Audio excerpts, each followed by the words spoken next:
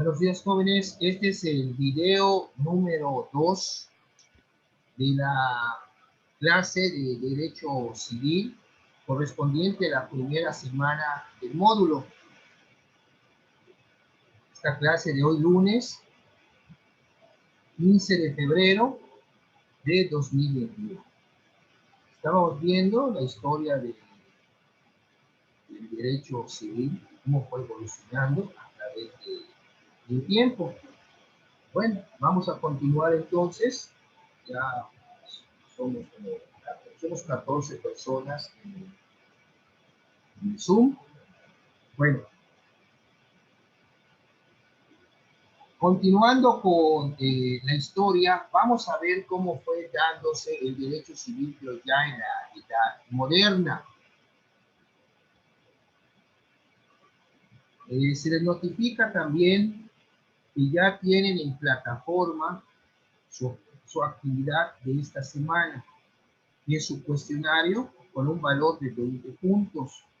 10 preguntas relacionadas con el material de esta primera semana. Incluso ya tienen su síntesis. Este es una guía, si quieren ver así, les ayuda para efecto de que puedan ustedes leer y contestar su cuestionario. Prácticamente, y si hay alguna duda, también pues van a estar los videos a su disposición en la plataforma, en lo que es la primera semana, estos videos de la clase de hoy. Y recuerden la mecánica en que trabajamos para el segundo de derecho y también para los de contaduría, pues son 5 semanas en módulo. Esas 5 semanas y cada una hay una actividad. En este caso son los cuestionarios, pero les subo su síntesis, que es un extracto, porque sí es extenso el temario. Entonces hay que extractar lo elemental, lo básico. Sin embargo, tienen ustedes a su disposición la biblioteca virtual de nuestra universidad, por si quieren ahondar en algún tema, profundizar sobre algún tema. Tienen la lectura sugerida, tienen un video a la vista, entran ustedes a su semana 1, está el video. Les invito a que lo vean, es un video muy interesante relacionado con nuestros temas que estamos tratando en clase. Hay imágenes con los conceptos, las definiciones, imágenes alusivas a estos temas. Hay lectura sugerida, un librito que por ahí conseguí y les puse la referencia para que ustedes puedan checar. Tienen todo el material prácticamente a su disposición. Solo es cuestión que se pongan a estudiar después de sus clases. Tienen el material. No hay que estar buscando, oye, búscame en internet. No, ya está todo. Es cuestión que ustedes se pongan a leer, que cumplan con su actividad. Y acuérdense que en la tercera semana estamos hablando, hoy es lunes 15, el primer lunes de marzo es la tercera semana y sería su examen parcial. Y ya en la quinta semana, su examen. Estas actividades de la 1, 2 y 3, o sea, las primeras 3 semanas, tienen un valor de 20 puntos. Son los 60 puntos. Porque el examen parcial tiene un valor de 40 puntos, son los 100. Ya la semana cuarta y quinta, las actividades tienen un valor de 25 puntos. 25 son 50 y 50 el examen final son 100 para ir cerrando el módulo. Entonces la mecánica es muy sencilla. Terminan sus clases, pues, en lo que respecta a la mía, pues tienen el material, pueden estudiar, sobre todo leer. Hay que cumplir con la actividad. Esta actividad abrió hoy desde las 8 de la mañana y cierra el miércoles, son 2 días que va a estar abierta, cierra el miércoles a las 23:59. Para que ustedes contesten y empiecen a acumular su puntaje actividad, examen. Pero a la par deben de ir estudiando para seguir adquiriendo conocimiento sobre su carrera, sobre todo los derechos civiles. Y es muy bonito, muy práctico, pero es muy extenso. Así es el derecho. Y el derecho, acuérdense, jóvenes, que el derecho no es estático. El derecho no deja de evolucionar. Si el día de mañana acontece un nuevo hecho, como por ejemplo, como cuando nació la red, el Internet, bueno, había entonces que regular el Internet y se crea el derecho informático. Así ha sido las cuestiones. Vean ustedes, por ejemplo, en el caso del aborto, que digo, hay posturas hasta encontradas por, o sea, por lo que llaman el aborto no punible, que no se castiga. Y son pues, las cuestiones finales. Digo, no es cuestión de esta materia, pero sí vean ustedes como ante el nacimiento de nuevas fuentes reales, pues esto motiva que el derecho se siga moviendo. Bueno, en la edad moderna, el Estado se convierte en el Estado absoluto que tiende a que su derecho nacional sea el exclusivo o el predominante. De ahí que el derecho civil, entendido como derecho romano, sufra un gran eclipse. Si bien ello ya estaba preparado desde finales de la Edad Media por la crítica a que se sometía, y las fuentes que se manejaban, bueno, se decía que no eran genuinas, que las glosas y los comentarios a los textos romanos eran cada vez más contradictorios y más abundantes, que la aplicación del derecho se había convertido en una tarea insegura ante tantas interpretaciones dispares. Un grupo de personas lo interpretaban de una forma, otros de otra forma, otros también emitían su opinión al respecto también contradictoria, y todo eso pues no daba una seguridad, bueno, que es entonces lo que se quería. Acuérdense ustedes que en función del estudio de derecho, cuando en una norma, ¿qué se busca? Lo que se conocía como el espíritu de la ley. ¿Sí se acuerdan qué es el espíritu de la ley? Creo que lo habrán visto en Introducción al Estudio del Derecho. ¿Alguien me puede decir ustedes qué es el espíritu de la ley? Diego, Adriana, Dana, Andrea, Bartolo, Jesse, Glendy, Kevin, Ana, Diego, Jeremías, Marco, Carlos, Alejandra, Luis, Felipe, Keila, Sergio, Rodrigo. ¿Alguno de ustedes me puede decir o qué recuerda cuando vieron en el primer cuatrimestre lo que se conocía como el espíritu de la ley? A ver, jóvenes, hagan memoria. Está relacionado con la interpretación. Ahí le estoy dando aquí. A ver, Rodrigo, ¿ibas a decir algo? Rodrigo M, ¿ibas a decir algo?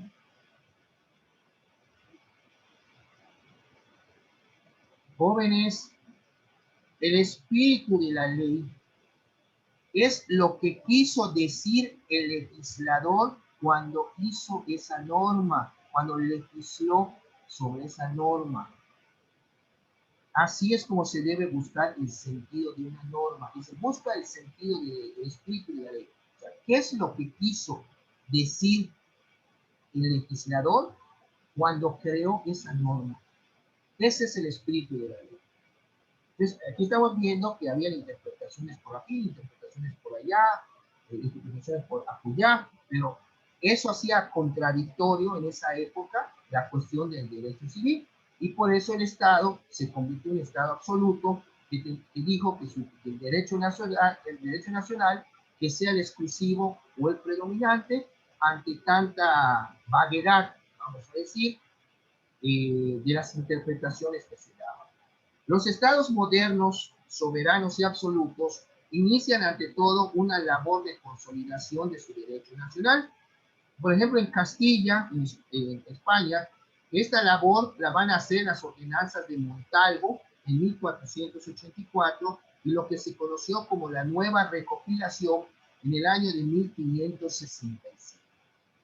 Por otro lado, en Francia, las antiguas costumbres son recopiladas y reducidas a textos escritos, continuándose posteriormente esta tarea de fijación del derecho nacional. En Alemania, en el país de Alemania, la atomización de los estados miembros del imperio impidió esa realización, pero en Prusia, cuando Prusia ganó hegemonía, recopiló su propio derecho civil. Ahora bien, todavía las viejas definiciones de los siglos XVI y XVII se sigue llamando derecho civil al derecho romano, que se contrapone al derecho real, que es el derecho nacional. Pero la fijación legislativa de este derecho ha sido el primer paso para la nacionalización del derecho civil. El segundo paso se dará cuando el estudio del derecho real se imponga. Esto sin abandonar el estudio del derecho civil. Las universidades, los teóricos y los eruditos estudian y comentan el derecho real. La sustitución se opera insensiblemente y el derecho civil vuelve a ser no ya el derecho romano, sino el derecho propio y exclusivo de cada estado. Paralelamente, cabe anotar que ese derecho civil va a identificarse con el derecho privado. En efecto, hay una teoría que se le conoce con el nombre de la teoría de la organización política. La teoría de la organización política, que se refiere pues, correctamente al derecho público, se estudia con separación del derecho civil, lo mismo que el aspecto jurídico de la actividad política. Esta teoría de la organización política. Se desligan también del derecho civil, de esto desde el siglo XVI, las materias de derecho penal o derecho criminal. La materia procesal, o sea, la cuestión del procedimiento, se separa igualmente del tronco del derecho civil por la falta real de vigencia de los textos romanos en esta materia. Y el derecho mercantil sigue con su evolución y desarrollo apartado como desde su nacimiento en la Edad Media del derecho civil. Bueno, el concepto de las codificaciones, ya les expliqué lo que es codificar, lo que es compilar. Está todo esto que les estoy explicando en su síntesis, en PDF, en plataforma. La diferencia también que hay en la compilación y la codificación. Bueno, vamos a pasar al siglo XIX con un código muy importante que vino también a ser un parteaguas en la cuestión del derecho civil, que es el Código Napoleón o el Código de Napoleón. En el siglo XIX, estamos hablando de los 1800 floreció el fenómeno codificador por los estados que querían tener sus propios códigos. Se abrió con el Código Civil francés del Código de Napoleón, que es un código francés, Código Napoleón o Código de Napoleón, en recuerdo del hombre genial que lo llevó a cabo en los días del consulado, que tanto recordó en Santa Elena, donde esperaba la muerte. Cuando fue derrotado Napoleón en esa batalla de Waterloo, fue exiliado a la isla de Santa Elena, donde ahí pasó sus últimos días, Napoleón Bonaparte. Este Código Napoleón fue promulgado el 21 de marzo de 1804. Fue el resultado de la tenaz voluntad para verlo hecho realidad tras los fracasos de anteriores proyectos en la época revolucionaria. Estamos hablando, si estamos hablando de 1800, estamos hablando de la época de la Revolución Francesa, que era el siglo XVIII, 1770 y pico, 1780 y pico, que fue la época del último rey de Francia y de la Revolución Francesa. Bueno, el Código francés es una obra capital de enorme influencia en el mundo, sobre todo en el siglo XIX. Fue el vehículo de las ideas de la Revolución Francesa y responde a una ideología típica del liberalismo burgués, pues no en balde es la burguesía la que inició la revolución y la que a la postre salió vencedora. Es un código, a ver, es un código que afirma el primado del individuo, su libertad, y de ahí que sus pilares básicos sean la libertad contractual, o sea, ¿qué libertad contractual? Que tú tengas esa libertad para poder celebrar contratos. Vamos a ver también en esta clase, es extensa, son todos los temas, estamos hablando de 6 unidades extractadas, respecto a la cuestión de los contratos. Que hay, ustedes cuando realizan un contrato, están realizando el acto jurídico. Un acto que es una acción. Y esa acción, pues lógicamente va aparejada con la libertad. Estamos hablando de su voluntad, de su consentimiento. El que firma un contrato se está auto obligando porque así lo dispuso, porque así quiere. Pero cuando a ti te obligan a firmar un contrato, tú no quieres, pues ahí no, tu voluntad o tu consentimiento está viciada. Y hay los vicios de la voluntad. Todo eso está en el material que tiene mi plataforma, en específico, en su síntesis, para que puedan ustedes sondar. Hay también unos otros ejemplos señalados para hacer más entendible sus temas.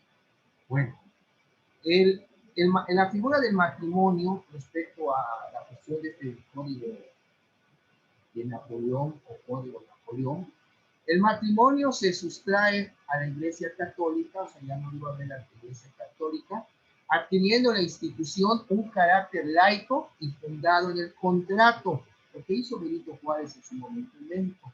Igualmente se sustrajo a la Iglesia el registro de los estados civiles, organizándose y regulándose detalladamente la figura del registro civil. En 1811, en Austria ya tenía su propio código civil de una gran perfección técnica influenciado por las ideas de la escuela del derecho natural, pero preservándose de las ideas revolucionarias francesas. En Alemania, el problema de la codificación, de que tuvieran su propio código civil, se planteó desde un punto de vista completamente distinto. No debe olvidarse que en Alemania no se logró la unificación nacional hasta el año de 1870. Como paradigma de los códigos civiles europeos, ha de mencionarse también el Código Civil suizo. En Suiza, la codificación se retrasó como consecuencia de la autonomía cantonal, algo parecido como sucedió en Alemania. No, al no haber una unidad nacional, pues no se podía lograr la codificación. Bueno, y consta el derecho civil en la actualidad.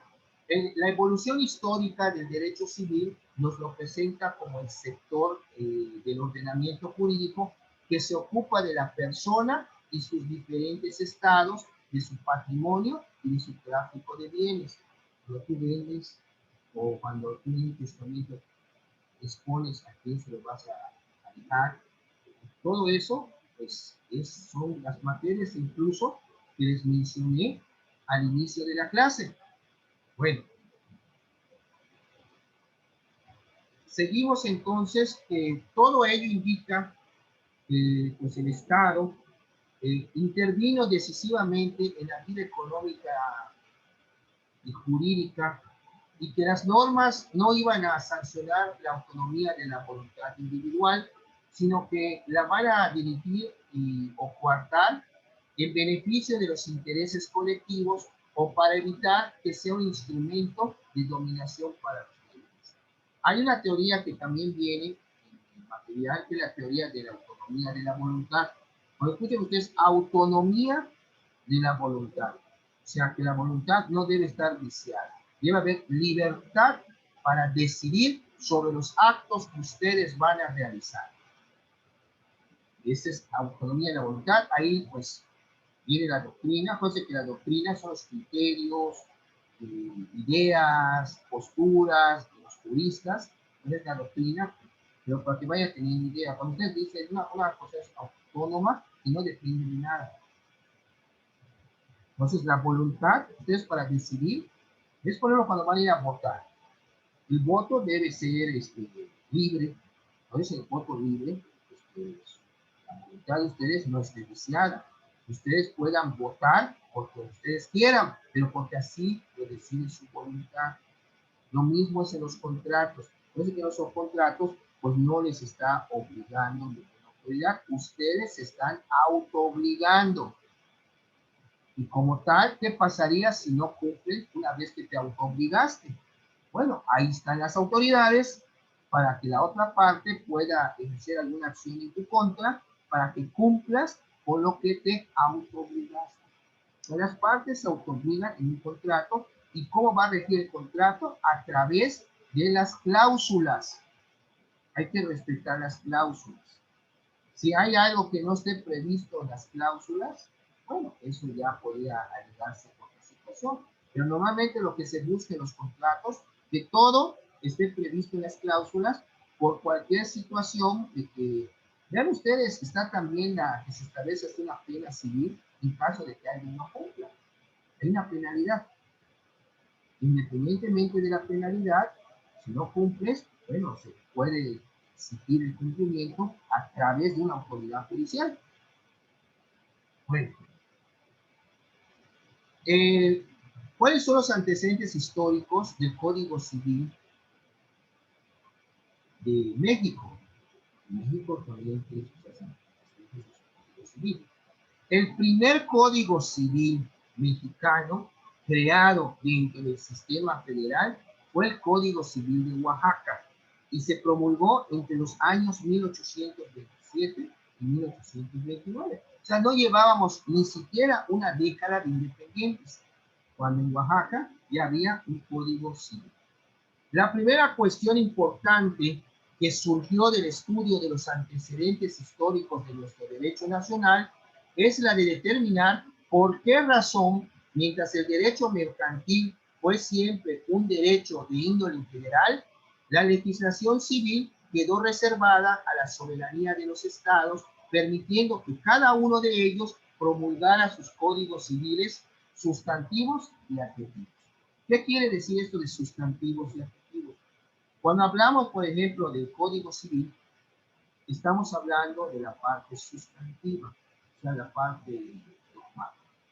Y hay la parte adjetiva, que en todo caso son los códigos procedimentales.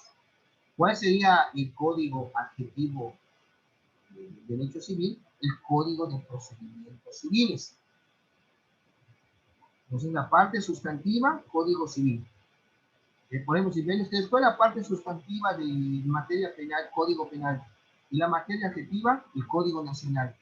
Lo que pasa es que en materia penal, ya el Estado no tiene su código de procedimientos, sino un Código Nacional de Procedimientos Penales desde 2013, hace 8 años, y ya los estados, pues ya algunos que habían empezado a adaptarse al nuevo sistema de justicia penal, los juicios orales, hicieron modificaron sus códigos de procedimiento. Estoy hablando del 2008, que fue la reforma constitucional, pero a los 5 años nace el Código Nacional. Pero en esos 5 años ya había algunos estados que ya habían empezado a legislar para tener sus códigos de procedimientos para poderse ir aplicando el nuevo sistema de justicia penal. Lo que pasó en la federación no, ahí les va el Código Nacional, es un código único que se aplica tanto para asuntos penales del Fuero Federal como del Fuero Común. Lo único que conserva cada estado es su propio Código Penal. Esto, hay el Código Penal Federal, y los estados tienen sus propios códigos. Pero en materia adjetiva, es un código nacional en materia penal. ¿Hay alguna pregunta hasta aquí, jóvenes, respecto a lo que estamos viendo, la cuestión sustantiva y adjetiva? que se empiecen a empapar de estos asuntos, o sea, de estos términos jurídicos, porque estos términos se siguen aplicando. Acuérdense que hay una terminología jurídica que ustedes como abogados del futuro, licenciados en Derecho, van a utilizar en sus escritos, en sus audiencias, cuando ustedes argumenten, cuando hablen.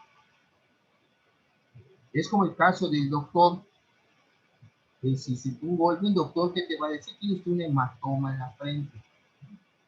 Es un doctor que no quiere utilizar su lenguaje, va a decir, bueno, en su lenguaje profesional, tienes un chuchuluco. Chuchuluco es una palabra propia, sí sabemos qué significa. Es un golpe, es un aumento de, recibe un golpe, pero la palabra es hematoma. Es un término, vamos a poner, médico, para el término normal, el coloquio normal de las personas, decimos chuchuluco. Ese es para... Pero bueno, eso es lo que les voy diciendo, de que se vayan familiarizando con la terminología jurídica y sepan qué significa. Bueno, esta división entre las dos ramas indicadas, la cuestión federal y la cuestión local, arranca en la Constitución de 1917, que en la fracción décima de su artículo 73 estableció la facultad del Congreso Federal para fijar las bases generales de la legislación local. Este precepto constitucional quedó reglamentado por los decretos del 14 de diciembre de 1883 y del 29 de mayo de 1884, cuando era presidente de la República, el compadre de don Porfirio Díaz, este general Manuel González, es otra persona que no tenía un brazo. Los presidentes que han sido mancos en esta historia es este Manuel González y Álvaro Obregón. Bueno, ¿qué es lo que pasó? En 1884, jóvenes, hubo un código civil que se promulgó en México, iba a tener aplicación hasta el 1 de octubre de 1934, cuando surge el actual Código Civil. Ese año, estamos hablando de 1884 a 1932, son casi 50 años, medio siglo, y ya en 1934 ya México tiene el código que hasta la actualidad sigue viviendo. El 1 de octubre, perdón, el 34 de 32, 1932, 1 de octubre de 1932, que entró en vigor el Código Civil actualmente vigente. 1 de octubre, no se les olvide, del año de 1932. Y este código ha tenido también sus reformas, lógicamente, a través del 32 hasta la presente fecha. Siguiendo con nuestro tema, México y este Código Civil, también qué temas, desde que se promulgó, qué temas empezó a tratar, todo eso está en la información de su síntesis. Para poder avanzar un poquito, les invito a que lean. También su Código Civil del Estado de Quintana Roo está en plataforma, para que puedan ustedes ver el índice, todos los temas que trata el Código Civil de nuestro Estado. Hay un Código Civil federal, federales, pero nosotros tenemos nuestro Código Civil del Estado Libre y Soberano.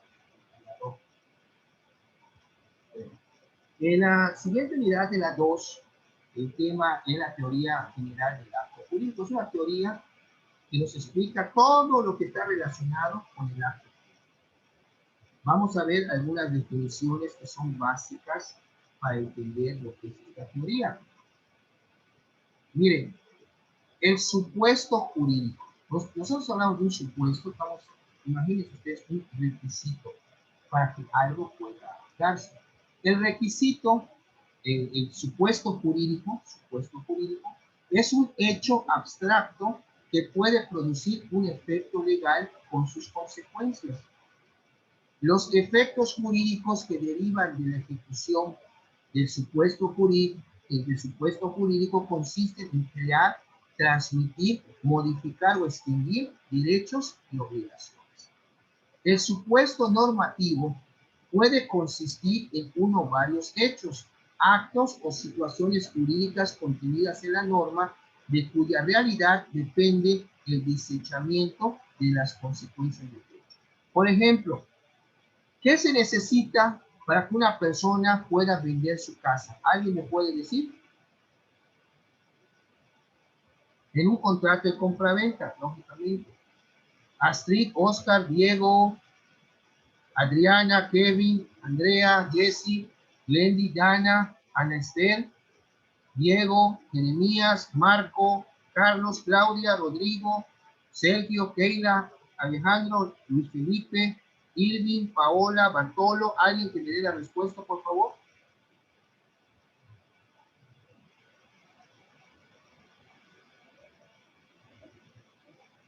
Vuelvo a preguntar, ¿qué se requiere o qué piensan? Necesito que ustedes participen también.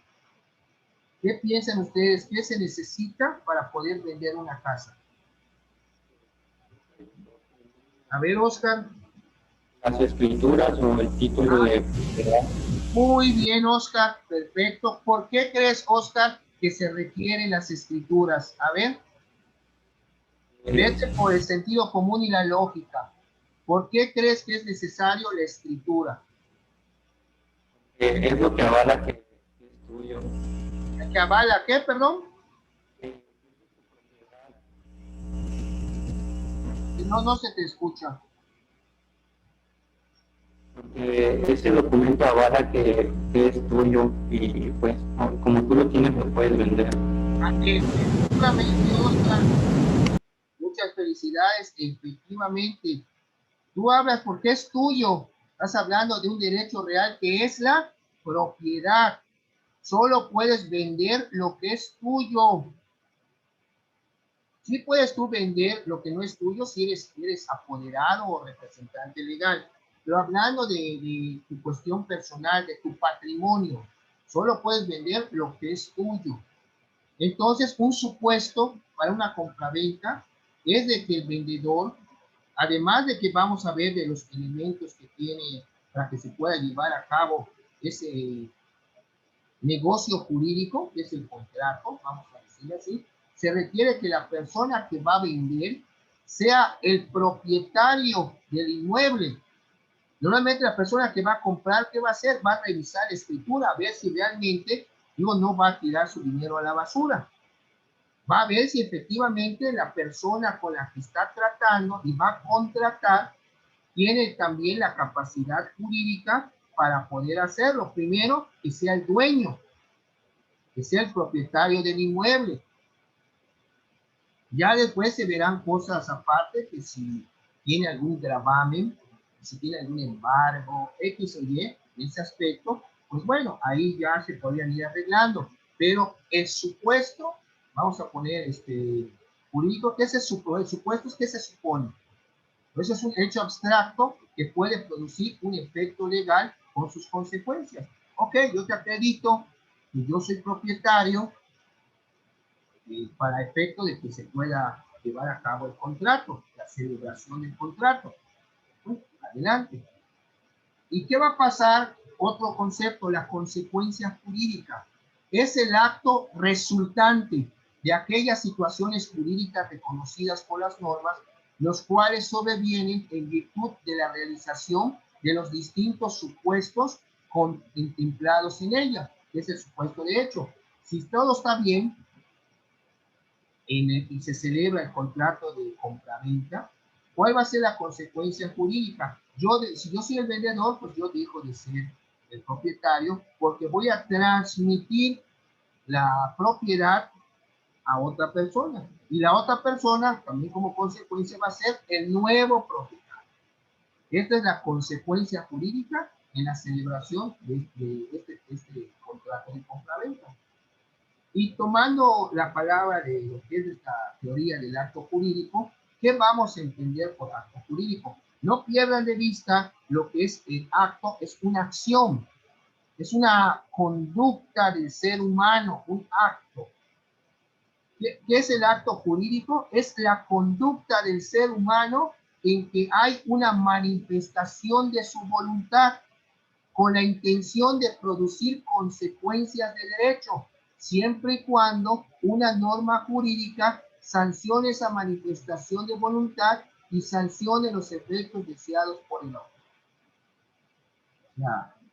Ese acto jurídico, yo realizo las cosas que quiero, porque así lo quiero, porque tengo libertad de acción. Eso es muy importante. Vemos otro concepto que es el hecho jurídico. Es en sentido estricto, es una manifestación de voluntad que genera efectos del derecho independientemente de la intención del autor, de la voluntad, para que esos efectos se produzcan, o es un hecho de la naturaleza al que la ley también le vincula efectos jurídicos. Después una manifestación de voluntad, un hecho jurídico, o bien puede ser un hecho de la naturaleza. Pone, por ejemplo, en el caso de un testamento, de elaborar un testamento, pues bueno, hay la voluntad de que así lo quiero hacer. Y cuando yo muera, va a tener una consecuencia jurídica porque pues, ya dispuse a quién le quiero dejar mis bienes. Y la muerte, pues es un hecho natural y ya puede ser, es un hecho natural que puede ser de manera natural que la persona muera, o bien que le puedan causar la muerte, pero eso ya estaríamos hablando de un delito, posible delito. Bueno, jóvenes, ya queda también menos de un minuto de de esta segunda grabación para convertir el video.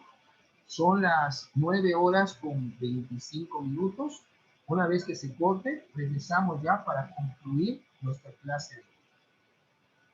Gracias, seguimos en clase, y pendientes, y cualquier duda, jóvenes, que la externen con confianza y aquí se va a dar respuesta. No tengan fin. Adelante. Muchas gracias.